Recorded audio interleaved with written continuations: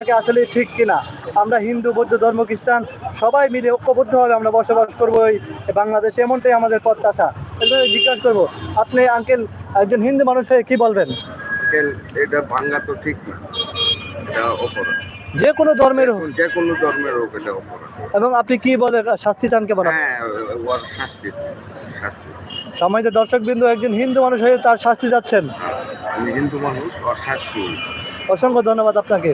সম্মানিত দর্শকবৃন্দ, একজন হিন্দু মানুষ হয়েও যে ইসলামিক স্থাপনায় আক্রমণ করেছে তার শাস্তি যাচ্ছেন, এমনটাই দেখতে পাচ্ছেন সহায়তা মিডিয়া ডাবলনের পর্দায়। একজনের কাছে জিজ্ঞাসা করবো, যারা যেখান থেকে সহায়তা মিডিয়া ডাবলন দেখছেন, সম্মানিত দর্শকবৃন্দ, আপনাদের সকলকে স্বাগত জানাচ্ছি। হিন্দু মানুষ হয়েও সে ইসলামী স্থাপনায় আক্রমণ করার কারণে তারা শাস্তি চাচ্ছেন যে এই কাজটি করেছে। ধর্ম বর্ণ নির্বিশেষে সবাই মুসলমান, আমরা মুসলিম জাতি হিসাবে ঐক্যবদ্ধভাবে বসবাস করব, আমাদের এমনটাই তো চাওয়া। কিন্তু যারা হিন্দু, বৌদ্ধ, খ্রিস্টান, মুসলমানদের মধ্যে ফাটল সৃষ্টি করতে চায়, তাদের কোনো ধর্ম নেই, তারা হয়তো অন্য কোনো ভিন্ন একটি মতাদর্শ লালন পালন করতে চায়। সম্মানিত দর্শকবৃন্দ, সহায়তা মিডিয়া ডাবল1 সরাসরি আপনাদেরকে নিয়ে এসেছে এই হুসেনপুর যে হাসপাতাল মোড়ের মধ্যে।